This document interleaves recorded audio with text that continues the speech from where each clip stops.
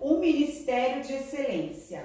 Hoje eu vou conversar com o pastor Lucas Gomes, que ele é pastor aqui na Igreja Batista da Lagoinha. Gente, uma igreja linda, quem não conhece, tem um céu estrelado, a coisa mais linda que eu já vi na minha vida. Ele é pastor aqui junto com o pastor Bruno e o pastor Marcelo, e eu vou conversar com ele sobre ministérios. Então, quero agradecer, pastor, muito obrigado pelo seu tempo, por o senhor ter concedido essa honra para mim. Sei que seu tempo é precioso, mas quero já começar agradecendo, viu?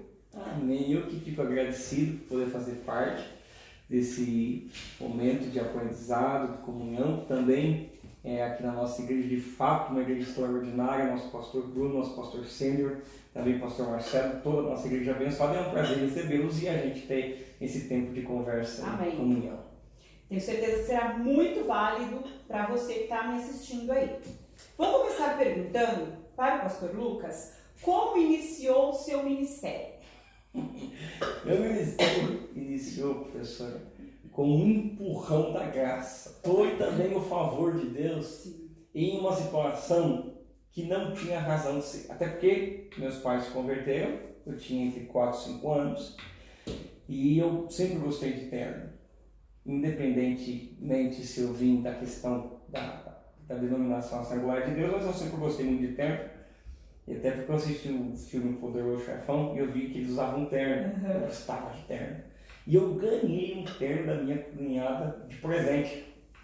E eu tinha 5 anos e no culto de crianças eu era o único de terno. Quando o irmão que ia pregar viu que estava todo mundo, o público era crianças, ele se sentiu envergonhado. E aí ele era muito alto, ele mandou me chamar porque eu estava de terno.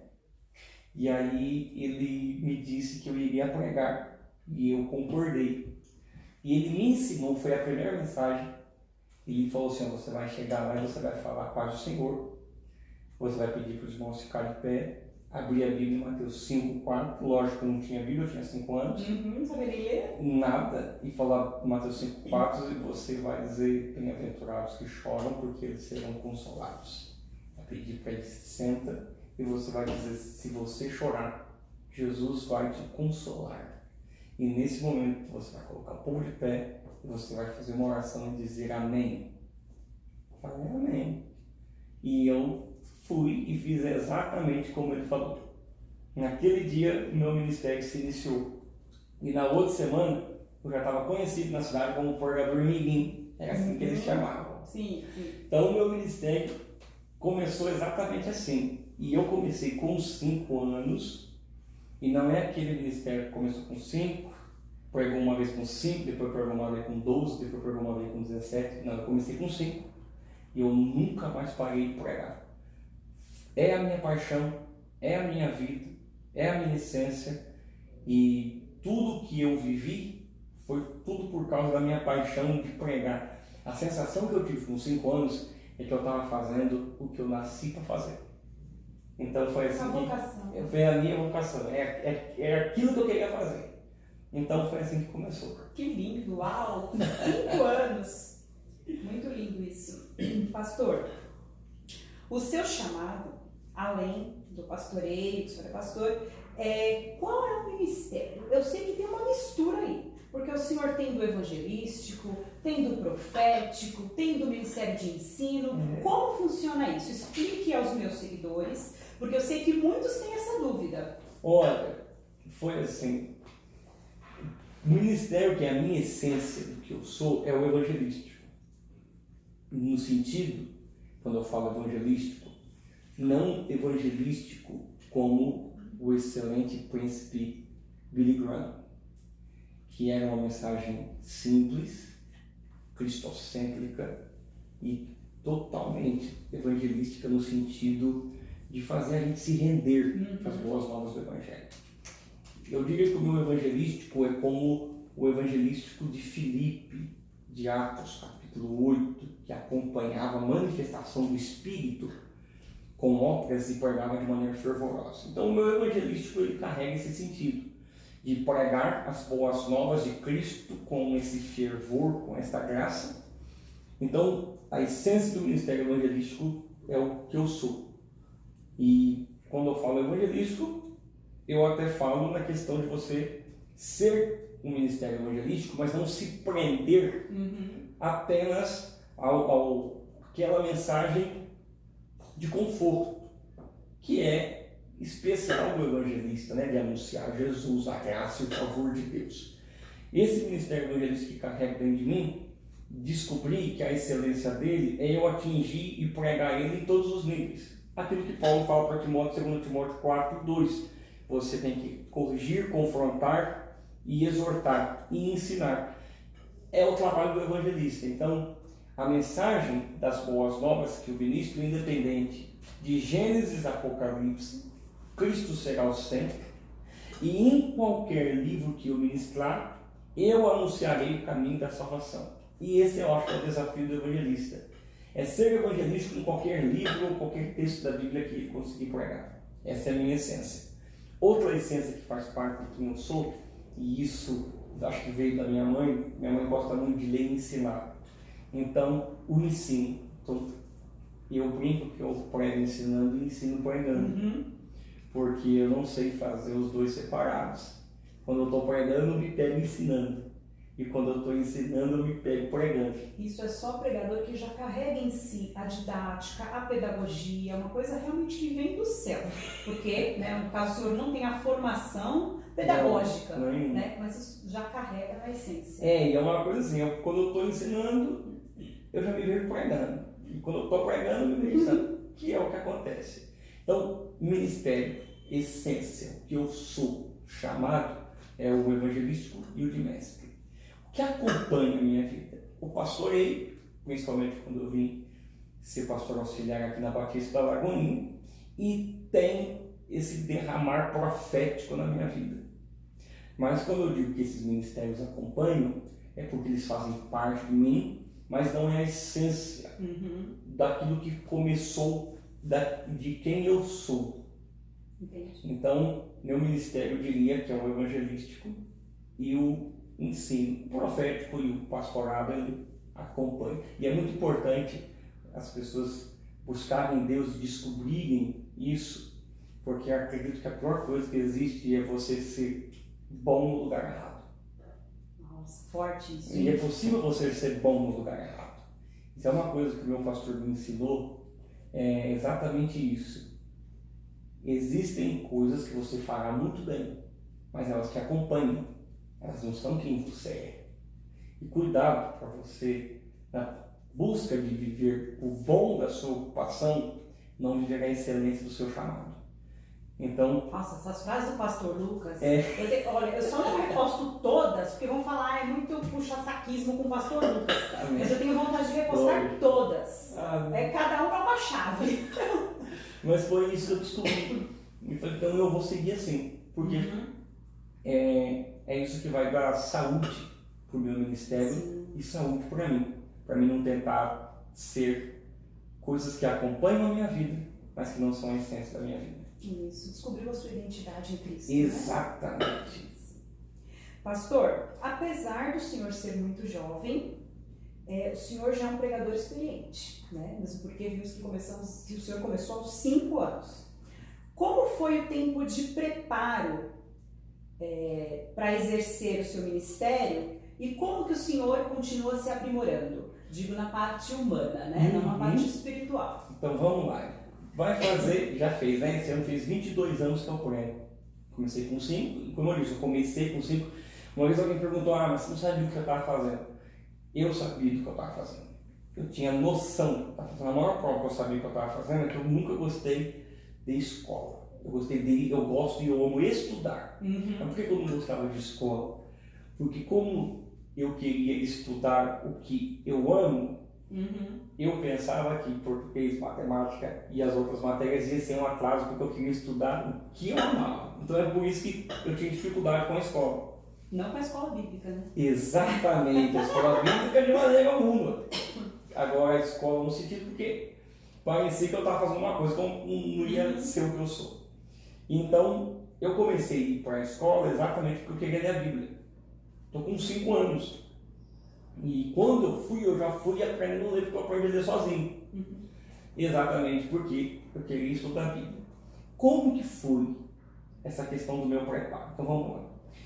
Eu vim de uma família simples, sou de uma família simples. Nós não tínhamos recursos. Graças a Deus, meu pai e minha mãe, trabalhadores, nunca passei necessidade. Muito pelo contrário.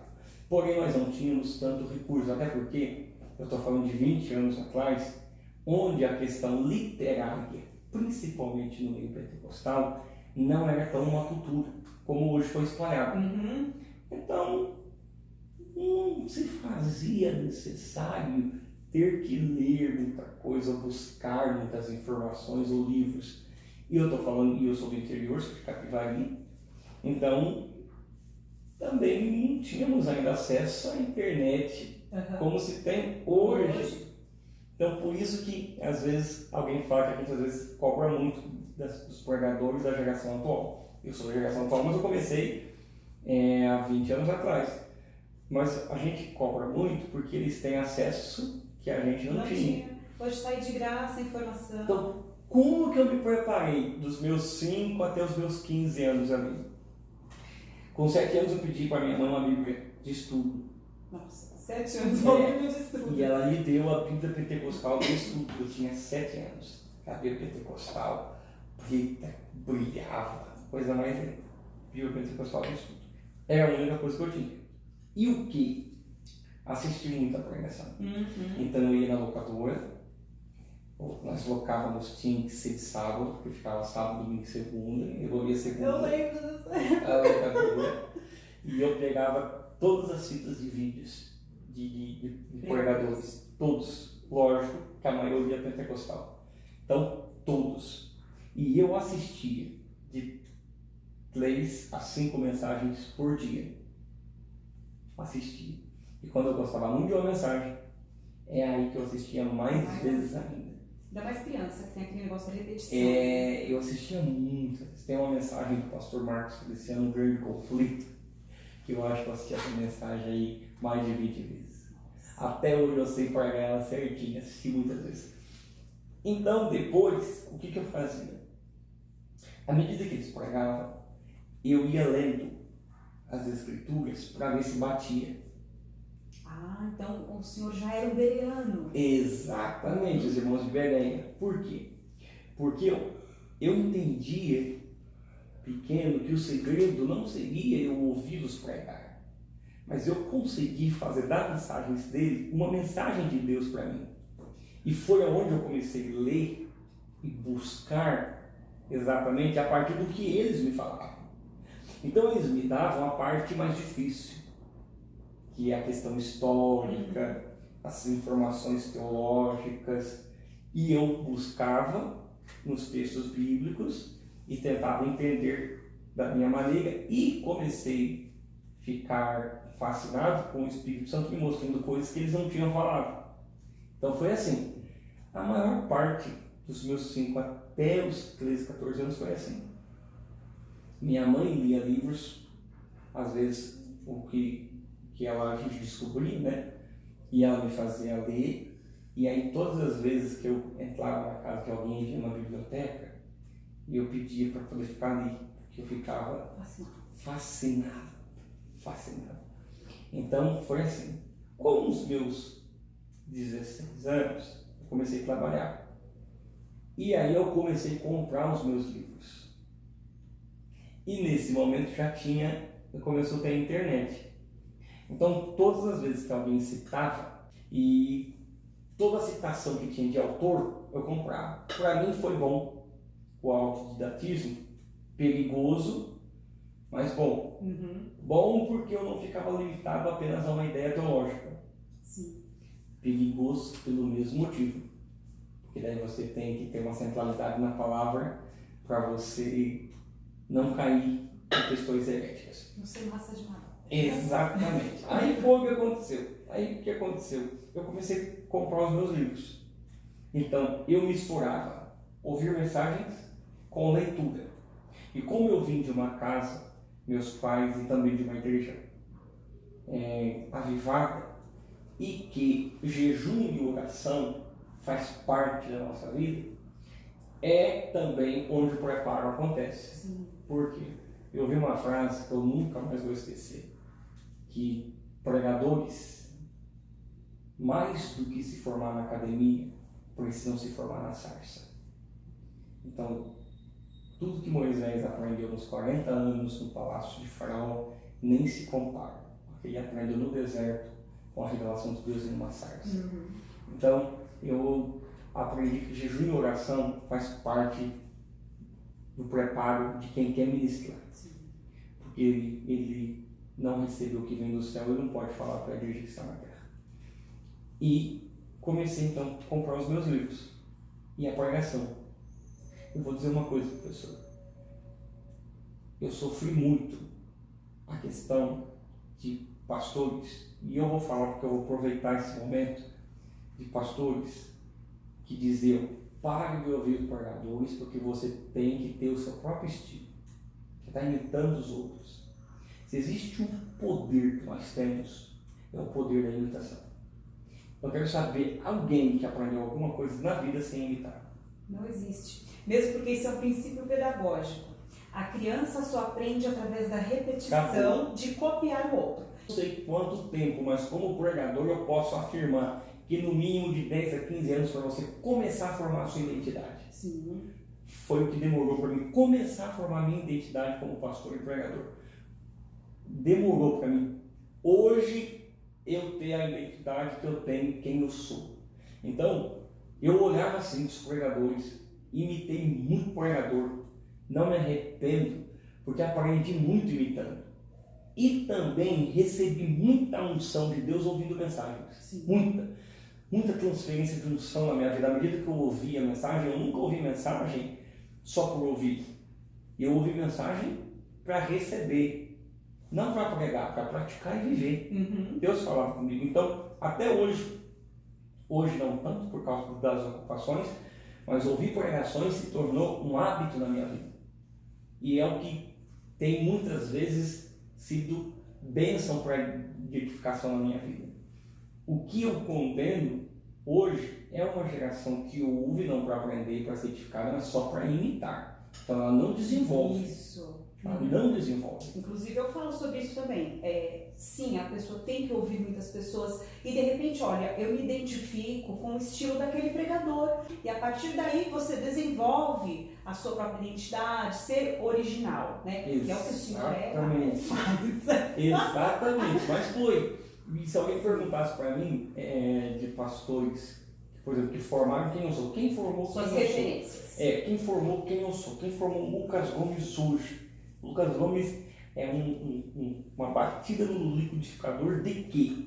Então eu diria, com 5 anos, o pastor Marcos Feliciano, que foi a maior influência da minha infância, o pastor Marcos Feliciano, e depois teve todos os pregadores pentecostais, mas ali meus 13, 14 anos pregados pastores reformados, entre eles o Hernandes Dias Lopes, ganha essa força na minha vida, mas depois de pregadores pentecostais e o reformado, dentre eles o Hernandes, teve então a chave para formar quem eu sou, que é o bispo T.D. Jakes. O bispo T.D. Jakes, eu conheci ele quando eu tinha 16 anos, então já vai para 12 anos. Aí ele foi essa mistura de tudo quem eu sou. Então, esse jeito de pregar quem eu sou carrega todos esses que eu ouvi, mas são muita gente. E aí foi onde eu aprendi então a continuar aprimorando até hoje, investir no meu conhecimento. Então significa comprar livros, comprar Bíblia, comprar livros teológicos. E eu vou dizer mais uma outra coisa aqui, que teve uma diferença na minha vida para eu continuar me aprimorando.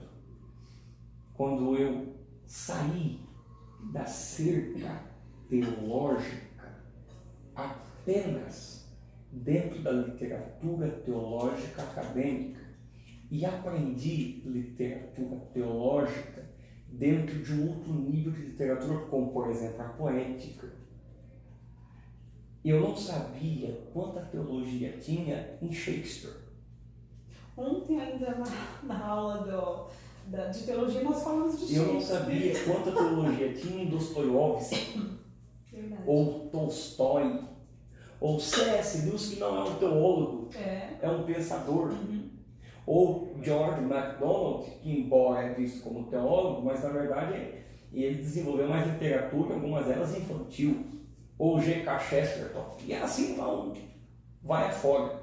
E também aprender sem preconceito a ler livros de teologias. Por exemplo, Joseph Ratzinger, que é o Bento XVI, que é um teólogo extraordinário.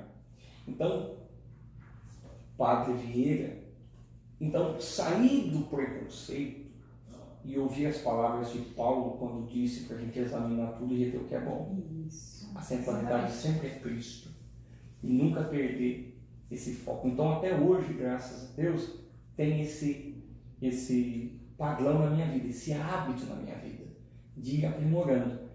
E nesse ponto entra também hoje uma questão que faz parte, que é os filmes. Eu gosto muito de assistir filme, mas amo assistir filme. E amo ainda assistir filme, até porque eu leio a Bíblia, e porque eu leio a Bíblia eu entendo qualquer coisa. Eu não leio as coisas para entender a Bíblia. Eu leio a Bíblia e entendo as coisas. Então, qualquer coisa que eu assista, ela vai entrar dentro de mim e passar pelo filtro das Escrituras. É então, incrível, né? Quando eu assisto um filme, ele vai me dar conhecimento cultural, ele vai me dar a questão do conhecimento Comportamento humano. comportamental. Se o filme carrega alguma liturgia, o roteiro dentro de alguma cultura, eu aprendo sobre outras questões, religiões, seitas, comportamento, ideologias, que vai agregando para a minha vida. Pastor Lucas, mas os apóstolos não faziam isso. Dentro da sua limitação. Sim. Porque Paulo vai citar o poeta Epimênides, que era pagão. Paulo vai citar ele 2 vezes. Então, tem que ter esse conhecimento que não se prenda. Sim, Paulo era filhotinho de Gamaliel, né? Pronto!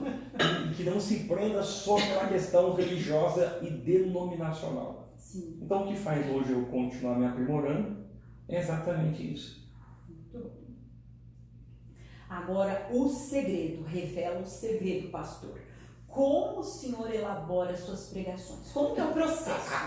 De início, tem a parte toda que o senhor falou, de jejum e oração, o senhor já tem uma bagagem de conhecimento, mas assim, preciso elaborar uma pregação nova, o senhor busca o senhor, tal, e aí, como que é o processo? O senhor começa escrevendo, como que o senhor faz? Professora, meu Deus do céu, é muito subjetivo, indiciocrático. Alguém me perguntou assim, pastor, você faz esboço?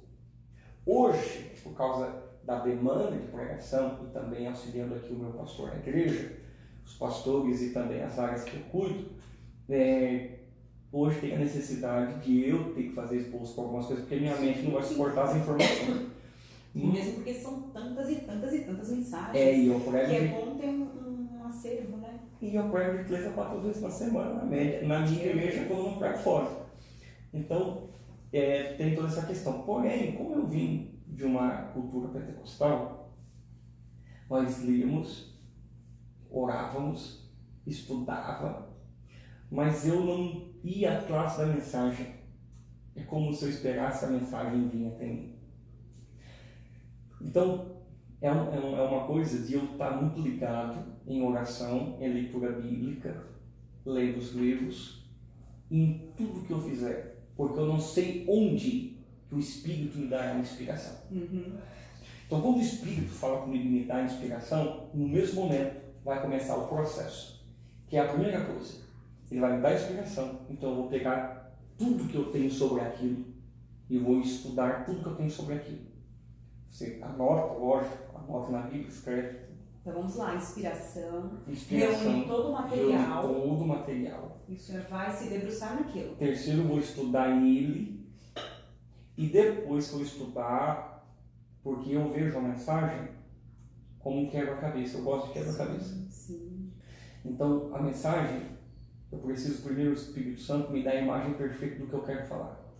A partir daquela imagem perfeita, eu vou começar construindo as peças até que fique daquilo que o Espírito me inspirou.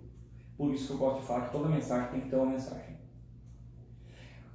Aquela mensagem que tem informação, mas que não tem começo, meio e fim, a pessoa sai bagunçada. Sim. Então eu quero que a pessoa saia, ela não vai conseguir saber falar tudo o que falei, mas ela vai falar a centralidade do que eu falei. E é isso que é o importante. Olha o professor falando. Né? É. Aí, o que eu faço depois? Eu vou fechar todos os livros, fecho tudo.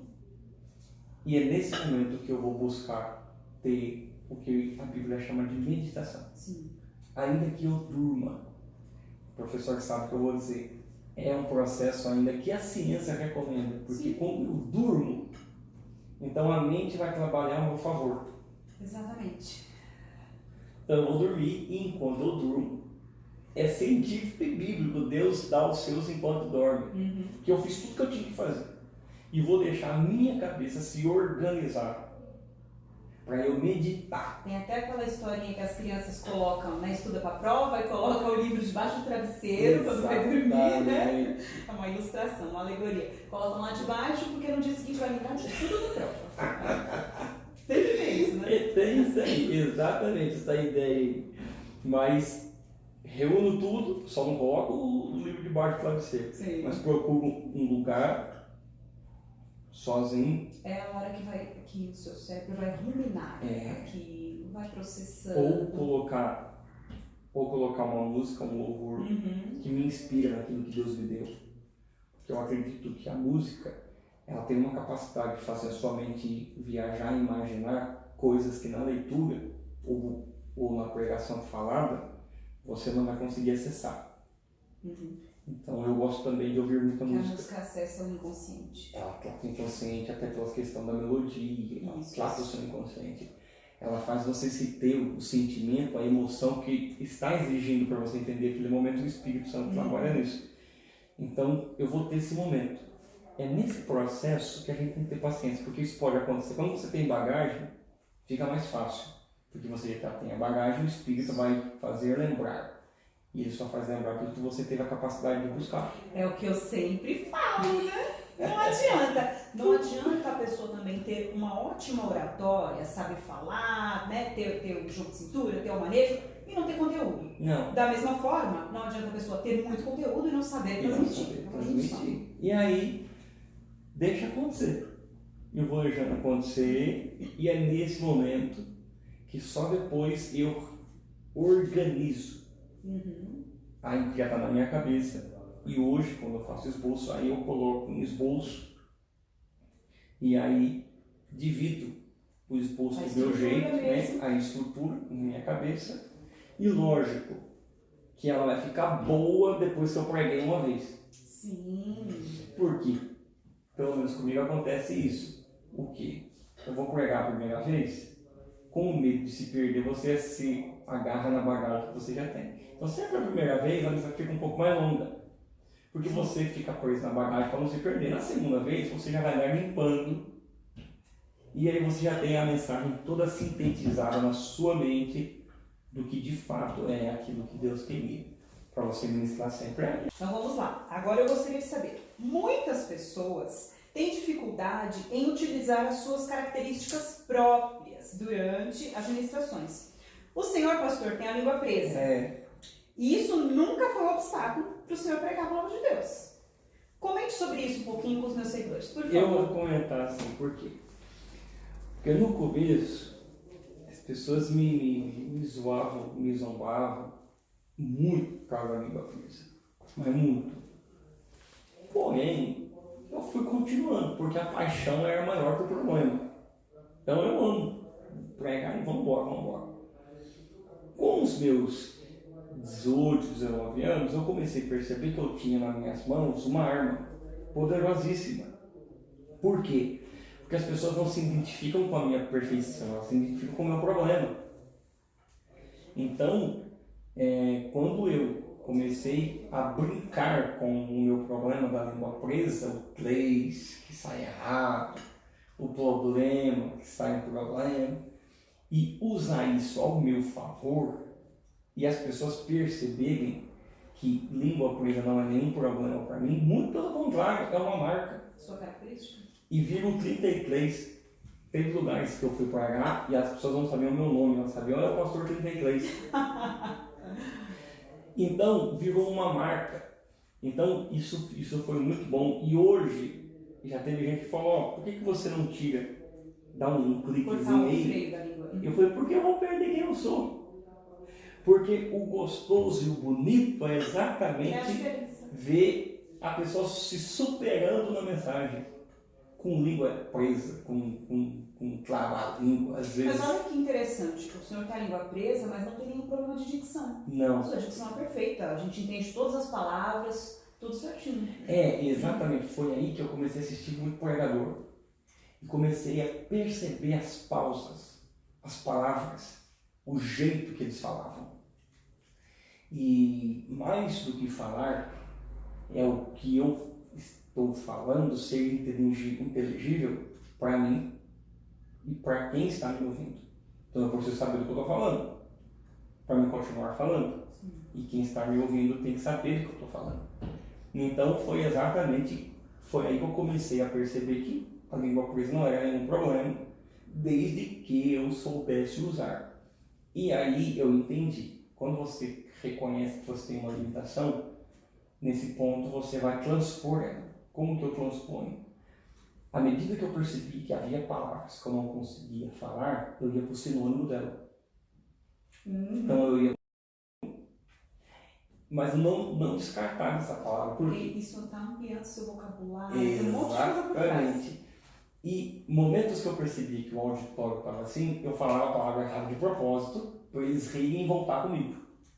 É uma maneira de eu chamar a atenção. Sim. E fazer disso uma ferramenta. Então, é uma experiência, e eu digo para mães, pais e jovens, mães, pais que têm filhos que talvez tenham algum problema semelhante, e jovens, pregadores que tenham esse problema. Não perca de usar aquilo que pode ser a sua diferença, que pode ser a sua marca, que pode fazer exatamente você ser diferente de todos, exatamente por isso. Verdade. Então é uma das coisas que glorifico a Deus por ter nascido com isso hoje. Amém. Pastor, agora só para a gente encerrar, eu gostaria que o senhor deixasse uma mensagem final para os meus seguidores, que na maioria são pregadores ou aspirantes a esse ministério tão lindo que é pregar a palavra de Deus. A mensagem que eu deixo, professora Rose, aos nossos amados irmãos, é a seguinte: nunca deixe que o seu ministério de pregação falado seja maior do que a sua vida como mensagem vivida. Nunca deixe. A autoridade de uma pregação não está nas palavras, está no seu comportamento. Então, antes de você pregar uma boa mensagem, seja uma boa mensagem. Isso fará toda a diferença na vida e no ministério do pregador. Porque quando as pessoas diziam que Jesus pregava com autoridade, é porque a autoridade é quando não há nenhuma diferença entre quem eu sou e o que eu faço. Então essa fica a minha mensagem. Amém. Muito obrigada, pastor. Deus te abençoe. Não tem nem como agradecer, né? Só me coloco à disposição do Senhor, do seu ministério, da sua família, pastora Tati, da sua igreja. Tudo que estiver ao meu alcance, farei por vocês. Estou para servir também. Amém. Deus abençoe. Muito obrigada.